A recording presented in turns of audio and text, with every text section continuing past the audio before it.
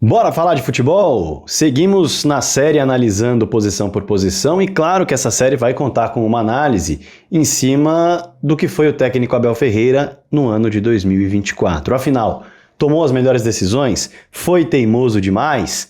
Teve algo que ficou devendo? Teve algo que ficou sobrando? Que teve muito mérito? Enfim, na minha concepção, há méritos e há erros. E a gente vai falar sobre todos eles nesse vídeo aqui. Mas antes, eu vou convidar a galera que está chegando no canal do Fragoso agora a se inscrever no canal. Prazer! Meu nome é Rodrigo Fragoso, eu sou setorista do Palmeiras na TNT Esportes e produzo análises em vídeo sobre o clube nas minhas redes sociais. Essa é uma delas. Quero chegar nos 100 mil inscritos logo. Me dá essa moral? Faz o seguinte, clica no botão inscrever-se se você não é um inscrito. Trabalho diário por aqui, com muita informação e opinião. Já clica no botão do lado, esse sininho que está aí do lado, ele ativa as notificações, você vai receber vídeos sempre que pintar algo novo por aqui. Além disso, também me ajuda com o YouTube, clica no like, no joinha e clica no hype. Esses dois botões mostram para a plataforma que esse vídeo aqui está muito bem feito. E aí o YouTube manda para mais pessoas. Combinado? Evidente que eu espero um comentário seu aqui embaixo. Elogio, crítica, algo a discordar, algo a agregar, fique super à vontade, o espaço é todo seu, mas sempre em alto nível e com educação, hein? Debata com a galera aqui embaixo, tem muita gente boa também. E se você quiser ser um apoiador direto do canal, se tornar membro do canal, eu vou ficar muito contente, já sabe, é só clicar no Seja Membro. Bora pro tema do vídeo? Bom, para começar, foi o pior ano do Abel Ferreira à frente do Palmeiras, porque terminou de maneira melancólica. O Abel nunca havia terminado um ano de maneira melancólica. É bom lembrar isso. Em 2020, ele termina o ano ali sonhando com título de Copa do Brasil, título de Libertadores, porque foi aquele ano que emendou um ano no outro, classificação para semifinal e tudo mais. Em 2021, ele termina campeão da Libertadores. Em 2022, termina campeão brasileiro. Em 2023, termina campeão brasileiro. Em 2024, só o título paulista é conquistado lá no começo do ano. Um Abel que alcança um feito histórico, não dá para negar. O ano ruim do Abel tem uma taça que é um feito histórico, um tricampeonato paulista consecutivo, algo que não acontecia há 90 anos no Palmeiras. O tetracampeonato ninguém tem além de um clube já extinto da sua atividade profissional, que é o paulistano. Vai buscar isso em 2025, vai tentar, evidentemente. E aí a gente tem que falar um pouquinho, claro, sobre o que o time menciona como discurso no fim da temporada e o Abel tá alinhado com isso, né? Caiu nas oitavas de final da Copa do Brasil, deu azar, pegou o Flamengo, caiu pro campeão. Caiu nas oitavas de final da Libertadores, deu azar, pegou o campeão Botafogo. E foi vice-campeão brasileiro com pontuação de time que poderia ter sido campeão em outras 6 das 19 edições já disputadas por ponto corrido com 20 clubes. Bom, dei aqui o panorama geral do pior ano do Abel Ferreira no Palmeiras. E o pior ano do Abel Ferreira do Palmeiras ser um ano como esse mostra que os outros anos foram muito bons, porque esse ano não foi ruim. Mas alguns fatos precisam ser colocados aqui. Vamos começar primeiro pelos problemas e depois pelos méritos. O tricampeonato paulista ele veio com alertas para o técnico Abel Ferreira. Ele chegou a testar o time com 3 volantes, colocando Aníbal, Zé e Rios em campo. Não deu resultado. Ele chegou a testar a dobra de lateral pela esquerda, com Caio e Piquerez. Não deu resultado. Ele acaba avançando, claro, junto com o Palmeiras, a final do Campeonato Paulista, com muita dificuldade diante do Novo Horizontino dentro do Allianz Parque. O Everton foi fundamental nesse jogo. Diante do Santos, uma equipe de Série B, o Palmeiras não atropelou. É um clássico Fragoso, tudo bem. Mas o Palmeiras fez 2 jogos muito equilibrados, perdeu um deles. O Everton foi fundamental na partida de ida e na partida de volta, então os alertas foram sendo entregues. Mas o time conseguiu superar todas as dificuldades e saiu com um feito histórico. Depois, Abel começa a... Depois não, né? Em meio a tudo isso, o Abel chega a jogar com alas em campo novamente, que é um esquema que ele gosta muito, revezando Mike e Marcos Rocha em alguns momentos, mas em grande parte colocando Mike mais à frente, Marcos Rocha pelo lado direito, insistindo em algumas outras oportunidades em Caio e Piquerez. Porém, novamente, o esquema oscila, mingua e ele troca para pontas. E quando ele troca para pontas, vem um problema grande: a insistência em Lázaro. Foi uma aposta que O Palmeiras queria muito que desse certo, uma aposta barata no começo da temporada, 1 milhão de euros por 1 ano de empréstimo de um jogador que estava mal na Europa, se não estivesse, não voltaria ao Brasil, mas que aqui no futebol brasileiro já havia dado uma resposta no Flamengo e depois de maturar um pouco na Europa, poderia dar uma resposta positiva no Palmeiras. O problema foi a insistência enorme num jogador que não deu resultado em momento algum. Ele não deu esperança em momento algum de que estava se adaptando, de que estava se encaixando, de que estava evoluindo. Não deu essa resposta. Ao passo que, nesse meio tempo, o Palmeiras tem um jogador que poderia atuar pelo lado esquerdo do campo, o Rômulo. E a oportunidade não foi entregue ao Rômulo em vários momentos em que o Lázaro estava mal. Houve uma coincidência em que os dois se machucaram ao mesmo tempo num dado momento, mas em vários momentos o Lázaro estava jogando mal, não estava dando resposta e o Rômulo não era aproveitado. Rômulo que foi contratado ganhando 3 prêmios no Campeonato Paulista: craque do interior, seleção do campeonato e revelação do campeonato. Já havia feito uma Série B muito boa, era um período de adaptação, mas nas crises surgem as oportunidades e era uma crise do lado esquerdo do campo que o técnico Abel Ferreira insistiu demais no Lázaro e perdeu tempo, sem permitir o funcionamento dali. Ele, inclusive, chegou a colocar muitas vezes o menino naquele setor enquanto Felipe Anderson não chegava e também não deu resposta. Olhando para o meio-campo, ainda sobre algumas insistências acima do que parece ser razoável, o Rafael Veiga, que começou o ano muito bem, ele começou a dar sinais de desgaste físico. O desgaste físico, por consequência, gera tomadas de decisões ruins. Tomadas de decisões ruins minam a confiança do jogador e a queda de rendimento é fatal. É praticamente matemática a conta nesse sentido. O Veiga chegou a sofrer muitas críticas no período em que ele caiu de rendimento e o Abel Ferreira tinha uma solução para dividir responsabilidade, mas não necessariamente dividir responsabilidade, mas dar o descanso que o Veiga precisava para que ele se sentisse bem fisicamente, voltasse a se sentir confiante, tomar boas decisões e recuperasse o seu futebol apresentado no começo da temporada, que era o Luiz Guilherme. Um jogador que já tinha físico para disputar, um jogador que sempre que entrava no meio entrava bem, mas entrou muito pouco no meio. Entrou muito pouco na vaga do Veiga. Foi muito utilizado pelo lado de campo. E essa insistência fez com que o Palmeiras pouco aproveitasse o Luiz Guilherme. Pouco aproveitasse o Luiz Guilherme. Dava para ter aproveitado melhor esse jogador.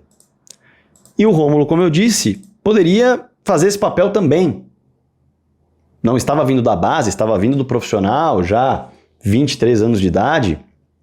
E o técnico Abel Ferreira pouco utilizou para tentar melhorar o rendimento do Veiga com um descanso maior, recuperação física.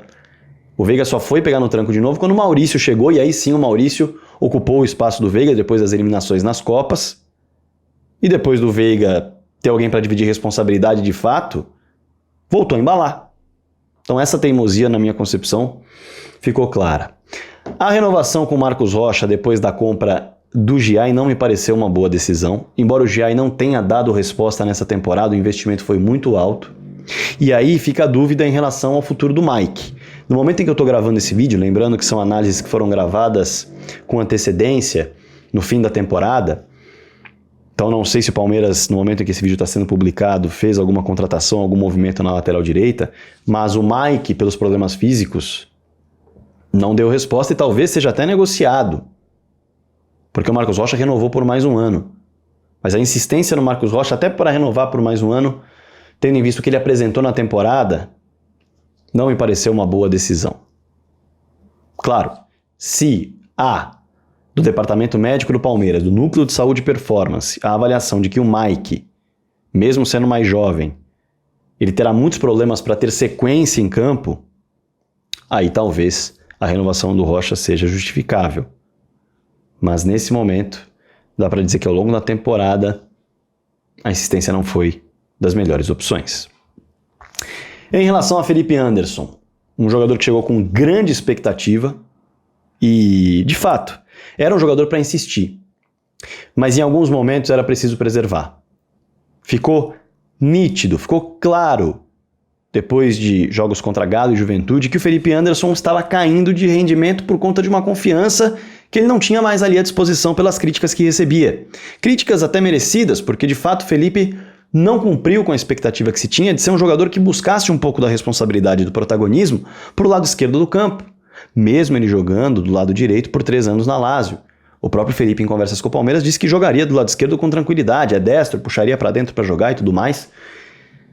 Mas a insistência em tê-lo por ali, com o Dudu voltando de lesão, apesar de ser uma volta gradual, difícil, complicada, mas as informações que se tem aqui, o Dudu queria jogar mais, queria ter mais minutos, estava à disposição para isso, essa insistência não ajudou o time coletivamente. O Dudu, inclusive, nos poucos minutos que entrou, em algumas ocasiões, foi mais importante do que o Felipe jogando 2/3 do jogo. Daria para ter dado mais minutos ao Dudu, deixado de lado a questão envolvendo a diretoria, inclusive, essa questão de fim de ciclo. Por fim, a postura escolhida dos times nas decisões de mata-mata fora de casa, que foram bem questionáveis. Palmeiras foi para segurar um 0x0 contra um Botafogo, Palmeiras foi para segurar um 0x0 contra o Flamengo e acabou tendo posturas que foram muito, muito pequenas, baixando as linhas sem a transição, porque é importante você baixar linhas, travar o jogo do adversário, impedir espaços, mas você precisa ter transição. Para isso, você precisa ter contra-ataque, estratégias para chegar mais à frente. E o Palmeiras não teve. Um outro problema muito sério do Palmeiras na temporada, e claro, para completar esse ponto, o Palmeiras não conseguiu reverter os seus jogos em casa. E ficou no detalhe contra o Botafogo, ficou no detalhe contra o Flamengo, mas a postura fora de casa acabou custando caro. E a performance poderia ter sido melhor, nesses jogos decisivos. E por fim, a bola parada, que foi um problema muito sério do Palmeiras nesse ano. Os números caíram demais, vai ter um vídeo específico sobre isso, mas a bola parada do Palmeiras, que sempre foi muito forte ao longo do trabalho de Abel Ferreira, nesse ano inexistiu como arma para descomplicar jogos e até para resolver partidas. Mas há, claro, muitos méritos do técnico Abel Ferreira. Por exemplo, ele fez Flaco Lopes evoluir. E aí você vai falar, ai, o Fragoso ficou maluco. Não. O Flaco realmente pecou em momentos decisivos, mas ele fecha a temporada com 29 participações em gols em 61 jogos. Um investimento que o Palmeiras fez há cerca de 1 ano e meio atrás, 2 anos, e que deu resultado, mas que precisa de uma peça ao seu lado, como o Yuri Alberto precisou do Memphis, para desabrochar um pouco mais, para evoluir um pouco mais. Agora, não dá para dizer que a temporada foi de todo ruim do Flaco. Ele evoluiu nas mãos do técnico Abel Ferreira. Ele lançou o Estevão, não no Paulistão, precisou equilibrar em relação ao Hendrick que estava por ali também, o time jogando num esquema talvez diferente, mas o Estevão como ponta, ele que foi meia na base, foi uma solução boa para o garoto se destacar demais e manter Rafael Veiga no time. Claro, o Veiga não vinha tão bem em alguns momentos, mas o Palmeiras não tinha os pontas funcionando, então o melhor era colocar o Estevão pelo lado mesmo, para ter um escape, e funcionou. O Estevão foi o craque do Campeonato Brasileiro. O Estevão, em 45 jogos, tem 15 gols e 10 assistências. E só não tem mais assistências porque os companheiros, em muitas ocasiões, perderam oportunidades. Mas um jogador de primeira categoria e que encaixou para salvar os jogadores que oscilaram. Dá para dizer que ele lançou o Vitor Reis também, bancou o garoto. Palmeiras perde o Luan, tem Gomes, Murilo, Naves, e ele faz o Vitor Reis passar o Naves na fila. O Naves joga com o Gomes e com o Murilo, que tiveram um ano em que eles oscilaram bastante em relação à frequência de time, com Copa América, com suspensões, com lesões, e o Vitor Reis dá conta do recado. O Palmeiras não precisou investir num outro zagueiro, e claro que isso tem mérito do técnico Abel Ferreira, um jogador de 18 anos.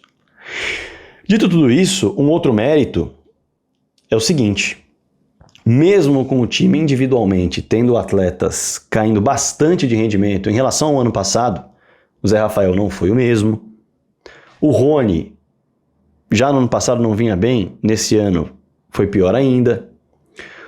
O Gomes chegou a oscilar no começo da temporada, o Murilo chegou a oscilar no começo da temporada, o Rios não fez um bom segundo semestre. Ele cresce no primeiro semestre, mas o segundo semestre do Rios é fraco. O Veiga tem um meio de ano Começo bom, final bom, mas um meio de ano complicado. Os jogadores que vieram para a temporada não rendendo, apenas o Aníbal como titular. As perdas, né? A gente está falando de perder Luiz Guilherme, que por menos que tenha sido utilizado, é uma peça importante. A perda do Endrick é relevante, a perda do Luan é relevante. E lidando com tudo isso, ele fez um time que coletivamente sustentou as individualidades sendo bastante irregulares e foi até a última rodada do Campeonato Brasileiro disputando o título. Então, ele conseguiu superar as individualidades que foram complicadas. Não jogou bonito, viu as lesões atrapalharem, as saídas, uma formação ideal não foi encontrada, mas ele tem esse mérito coletivo de chegar à última rodada com todos esses problemas disputando o título brasileiro. É fato que o Abel teve as suas teimosias. É fato. Ele não foi bem em algumas decisões como em anos anteriores. Mas, como eu disse, viu o time perder peças importantes. O próprio Piquerez se machucando é outra peça que vale mencionar. Mas foi um ano irregular, foi um ano estranho. Foi um ano em que o Abel não conseguiu passar à equipe o espírito lutador em momentos decisivos também, que era algo muito marcante desse Palmeiras. E o time que gerou ali uma expectativa, principalmente no mês de setembro, um agosto muito complicado com eliminações, em setembro o time embala, entra na briga pelo título e vai até o fim na briga pelo título, mas vai minguando. E termina a temporada com uma derrota muito complicada para o Botafogo dentro do Allianz Parque, e depois um novo encontro com a torcida, na despedida uma derrota para o Fluminense. O Palmeiras foi minguando, embora coletivamente se sustentou na briga pelo título. Mas foi uma equipe que conseguiu amassar, por exemplo, o Flamengo no jogo de volta da Copa do Brasil, amassar mesmo, ao passo que teve de recuar completamente e sentiu o Atlético Goianiense jogar no seu campo de ataque, mesmo vencendo a partida. Um time que sofreu muito com eficácia, mas é fato que criou bastante, tanto com triângulos pelos lados, quanto com cruzamentos. Mas é indiscutível que o técnico Abel Ferreira pode fazer melhor, principalmente para tentar potencializar mais individualmente os seus jogadores e minimizar um pouco a insistência em algumas peças que não estão dando resultado e que podem acabar prejudicando o coletivo também. Eu vejo dessa forma. Os anos anteriores mostram como o Abel é inventivo, criativo, já jogou em diversos sistemas, vencedor e consegue passar o espírito de lutador, de guerreiro, de time que não desiste nunca, de time da virada para os seus comandados. Nessa temporada não conseguiu, nas próximas, ou melhor, na temporada de 2025, deve trabalhar para isso. Pode fazer melhor, já mostrou em outros anos. Claro que eu quero o seu comentário aqui embaixo. Você concorda comigo? Discorda de mim? Fique super à vontade, sempre em alto nível, com educação. Meu público é assim, não vamos partir para ofensa, brigaiada, não é legal, né? Aqui é para trazer argumento de alto nível.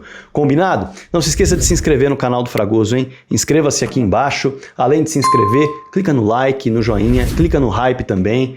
São botões importantes para mostrar que a análise tá bacana, tá bem feita e o YouTube vai mandar para mais pessoas. Espero um comentário seu aqui. Se quiser ser membro apoiador do canal, clica no Seja Membro, vou ficar muito contente. Espalhe o vídeo para todo mundo.